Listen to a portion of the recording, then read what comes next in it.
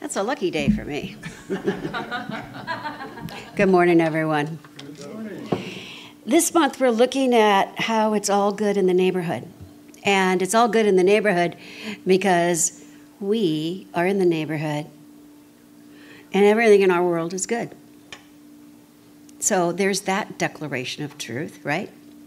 And today I'm talking about springing into the present. So I want to start off with a couple of quotes, if you don't mind, from Psalms. This is the day which the Lord hath made. We will rejoice and be glad in it. Sanskrit, writing from around 3,200 years ago. Listen to the dawn. Listen to the dawn. Look to this day, for it is life, the very life of life. In its brief course, live all the varieties and realities of your existence, the bliss of growth, the glory of action, the splendor of beauty. For yesterday is but a dream, and tomorrow a vision. But today, well lived, makes everything yesterday a dream of happiness, and every vision for tomorrow a vision of hope. Look well, therefore, to this day. Such is the salutation of the dawn. Ernest Holmes. O child of all good, you were born of eternity. The thoughts of tomorrows and yesterdays are swallowed up in the great realization of the perfect here and now, and it is complete. A life well lived is a life that's lived as much as possible in the present. Fully present. Fully alive and awake and aware. And it's very hard with all that's coming at us on a regular and consistent basis. It's hard because we feel that we need to support a certain image, a certain level of intelligence, a certain level of humor. We have all of these things that we think we need to be living up to, which does not really allow us. It robs us of the present moment. And being in the present, that idea of mindfulness, it's starting now to become sort of a word, right? It's like the thing. I'm going to study mindfulness. I'm going to my mindfulness class, right? Some corporations have rooms where you can be mindful of yourself. But here's the thing about mindfulness. Mindfulness is just a fancy word for being right here, right now, in the present. In the present, in this very moment. It is the act of fully engaging in where you are in this moment.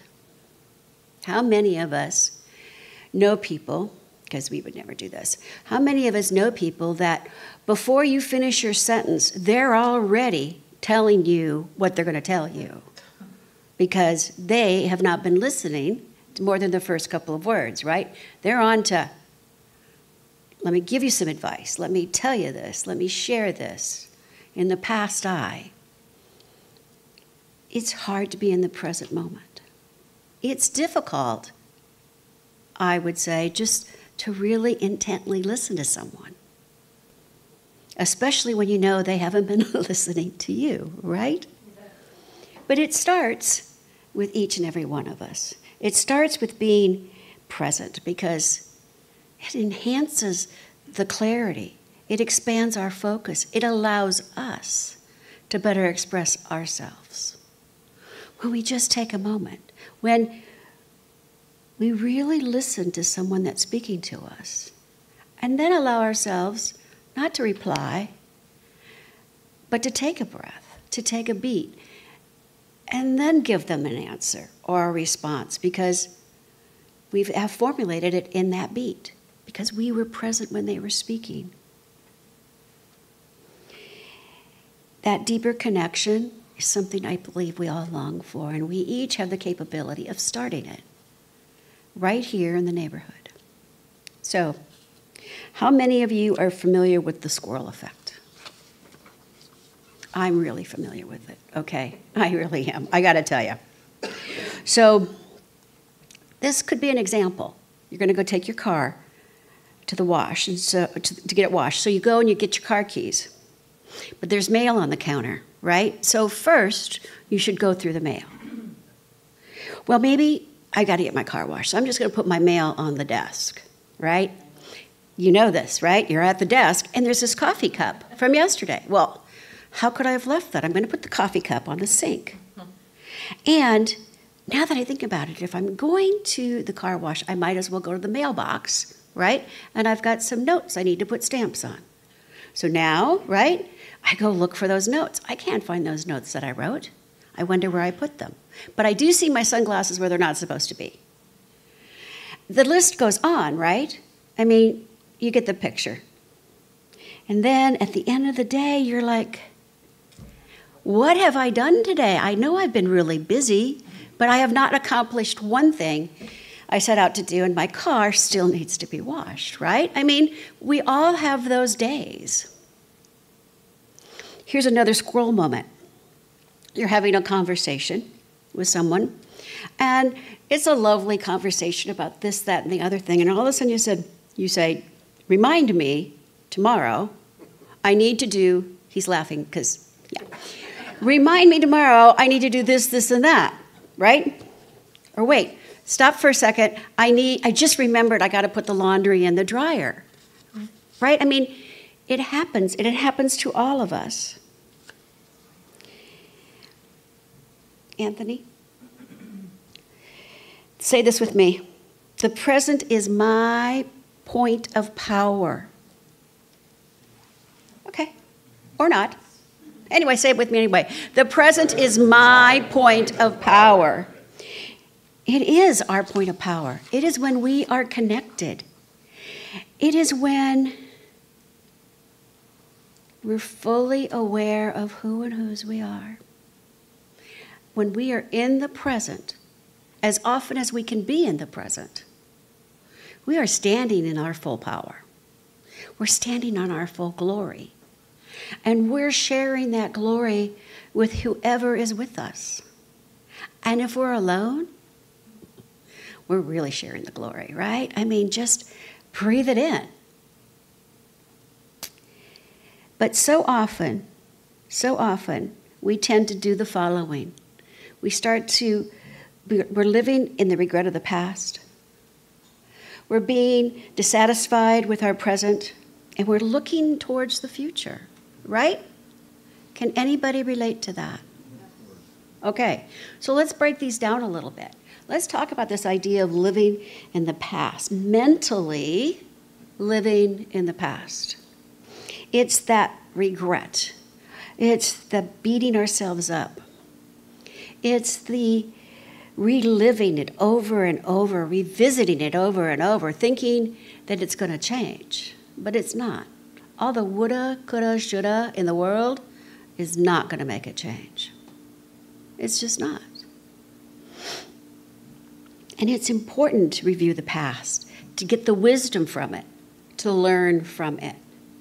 But you can get the wisdom, you can get the learning, and then you can let it go. You really, truly can let it go. Honest to God, you can.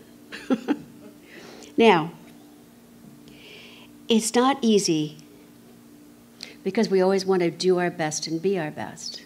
But that was in the past, and that was our best. And because we've learned from it, now we have a new best.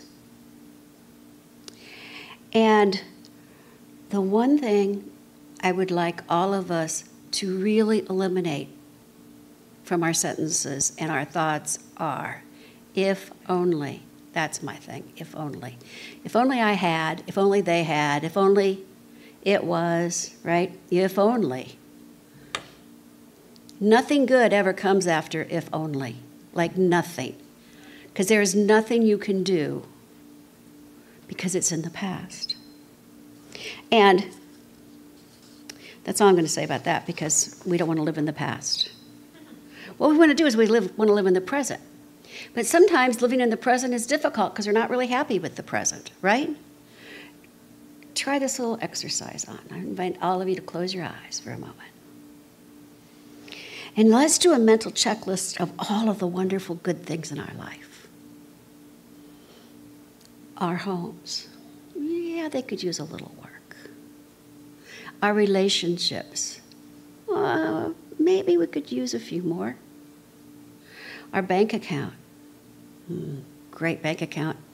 Could be a little bit bigger. Just breathe it in, all of those things, all of that goodness in your world. And now, in your mind's eye, a phone call happens, you answer it, and you've lost everything. Then, the phone rings again. Wrong address. You've lost nothing. Okay, open your eyes. How does all of that look right now? Bank account's looking pretty good, yeah? A house, yeah, that's always going to need something. Yeah, we could always use more relationships and more friends. It's about recognizing that right here and right now, everything is really good. Not despite, but it's just really good. It's really good, and we could use some repair work. And we could use a little more. But right now, right, it's good. It's about moving from a place of looking at what is missing, what is lacking, what needs something, versus being grateful for what already is. And still having your little to-do list, right? I'm not saying the to-do list goes away, but it's a pleasure to be able to do it to make what we're already grateful for better. That's what it's about. It's about, how's that song go? I love myself the way I am, but still I want to change, I want to grow, I want to. See, doesn't I want sound so much better than if only, right? And then there's this whole idea about the future. How much time do we spend worrying about it or fretting about it or lamenting about how bad it's going to be? Or waiting. We're just waiting for that next shoe to drop because we know it's going to drop. It always drops. And it's important to set goals and intentions, even on a daily basis. It's important to do some planning of the future. But then we get to release it, right? We get to release it. In this teaching, what we know is what we think about, what we feel, what we focus on, it all comes about. But we need to let it go so spirit can deliver. If we're always mucking with it, it's never going to solidify. Life is not about living in the wished for, can't wait till. It's about being excited right here and right now and being willing to see how wonderfully it all unfolds. Eckhart Tolle, he wrote The Power of Now, and he also wrote a supplement book called Practicing the Power of Now. And he suggests that we've become a society of habitual waiters. He doesn't mean waiters at a restaurant. He means waiters like waiting for our life. We're waiting for our life instead of being in the present of our life. And he puts waiting into two different categories. He's got the small scale waiting, right? And that's waiting in a line at the post office or the grocery store. We're the grocery store. Who goes to the post office anymore, right? But it's about waiting for something to arrive, to be finished, to be completed. And then there's the large scale waiting, like waiting for our next vacation. You know, there are some people who spend all their time waiting for that next vacation, or waiting for that truly meaningful relationship, or waiting for success, or waiting for that lottery ticket, right? Waiting. He writes, waiting is a state of mind. Basically, it means that you want the future, You don't want the present. You don't want what you've already got. You want what you haven't got. With every kind of waiting, you unconsciously create inner conflict between your here and now, where you don't want to be, and the projected future where you do want to be. This greatly reduces the quality of life by making you lose the present. A state of mind. If it's waiting is a state of mind, we can give it up, right? We can get excited and full of anticipation because this holiday is just going to be so incredible, right? And we can be grateful for that right here and right now. And we can do all of the research, right? And all of the schedule planning and all of that, and find delight in it. But the delight is experiencing that planning, experiencing that scheduling, experiencing that activity that you're doing now, right here and right now. He suggests that we can come to a place where we can just enjoy. Enjoy. Enjoy in myself while I'm waiting in this line, because I'm not really waiting. I'm just enjoying myself. Have you ever been in a line and someone in front of you has a couple of kids and they're fully entertaining everybody around them, you know? And there's always a couple of folks that are paying no attention to them. They're just off in their own little whatever. But it's about enjoying who we are hanging out with in this line. It's about making eye contact and smiling. It's about being grateful for the opportunity to get these groceries. It's about being grateful for an opportunity to eat out and enjoying all of it in the process. So the next time someone says, "I'm sorry to keep you waiting," tell them, "No problem. I was just enjoying myself." Because life is really good, right here and right now. Because it's all about right here and right now. And that includes prayer, our prayer practice. Our prayer practice is all about being right here and right now and knowing that as our truth. Our truth, not anybody else's.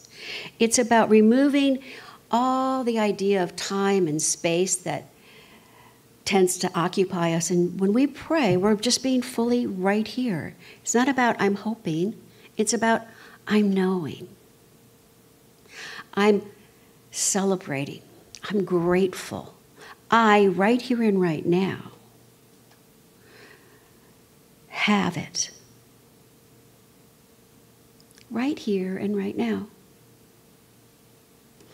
Jesus told us, pray and believe that you've already received it. Eric Butterworth wrote, "The only demonstration there is, ever was, or ever will be, is in and of divine law, and the only time it knows is now." We don't pray for healing in the future. We pray for wholeness now, and we give thanks for that wholeness now. We don't pray to find our next perfect job. We celebrate the job we have right now, even if that job is the job of looking for a job. We don't wait. We don't want to wait to be perfect. We want to know right here and right now we are the perfect child of God, no matter what. And we don't pray for a greater abundance. We celebrate the abundance we have with thanksgiving, knowing that the universe is always expanding, and that expansion is also our abundance. And when we live in the present, it's much easier to remember something that is so important. So important. We're not praying to get God to do something. We're not. We spend time in prayer. We spend time in the present, allowing our consciousness, allowing our head and our heart to align in knowing the truth. God is just ready to say yes. Yes, my beloved. We are the ones that are putting our good off because we're spending time in the future or the past. We are the ones putting our good off because we're trying to fix the present instead of just celebrating in it. The kingdom is already within, and it is already done. It is already done. Now, I want to make one note that living in the present is all about living consciously. And it's not something that we can do 24/7, but we can practice it. We can set an intention to be more present. Just more present. Your assignment this week is to find something that comes from Tolle's book.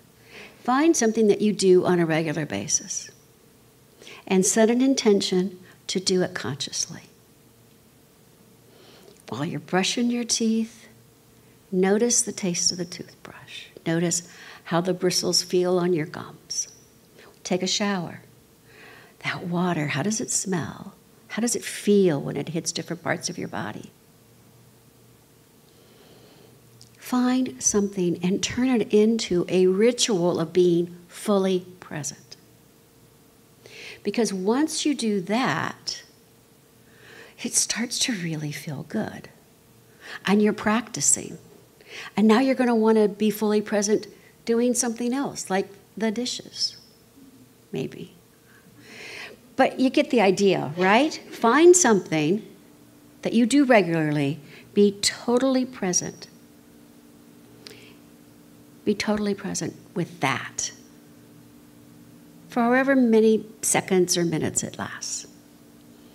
Wash your hands with intention of being present with you and the soap and the sink and the water.